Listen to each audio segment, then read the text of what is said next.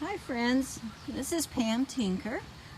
I was asked to tell a story, a foundational story from our continent, and I'm going to tell the story of Selu Corn Mother.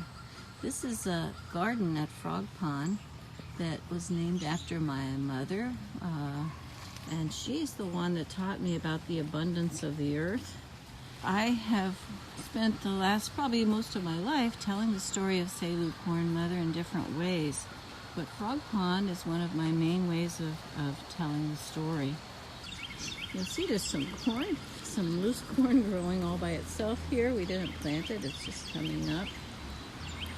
So Selu Corn Mother was the first woman, and she provided for her two children.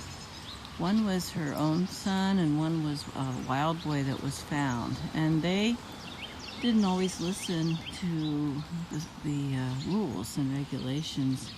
And so they, one day, decided they were going to figure out how it was that their mother always was bringing food in from a storehouse and making a delicious meal. And they didn't understand how that happened, so they wanted to go peek and find out what the secret was, why the mother was able to bring home delicious corn every day. And so they followed her and opened a little chink in the storeroom and looked in, and they saw that she set her basket down, and then she just stroked her sides and her tummy, and corn just fell off of her, corn kernels, into the basket. And there wasn't really anything else in the storeroom. It was just her. She was the one that was providing all the bounty, and it was effortless. And so she went in and did that, and then they went back to the house real quick and hid and didn't tell her that they had been watching her secret. But meanwhile, they decided that she was a witch and that she couldn't live, that this wasn't natural for the bounty to come so easily and unexplainably. So they decided they were going to kill her. And she knew what had happened. She knew that they had been watching, and she knew they wouldn't understand. And so she said, I know you're going to do something that's going to hurt you.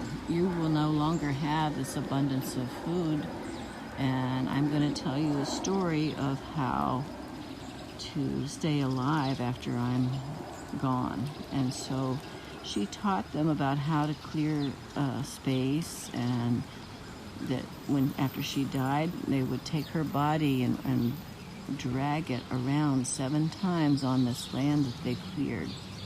And her body would then leave the seeds behind that would keep the world fed. And so, sure enough, they did kill her, and then they did the whole ritual that she taught them about planting the seed, clearing the land, and taking the weeds away. And so from then on, their life was very hard. They had to do so much work.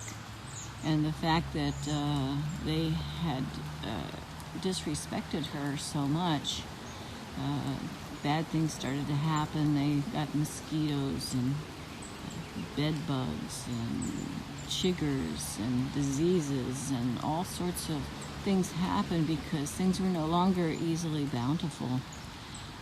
And they had to work very hard to produce food where before it had just come.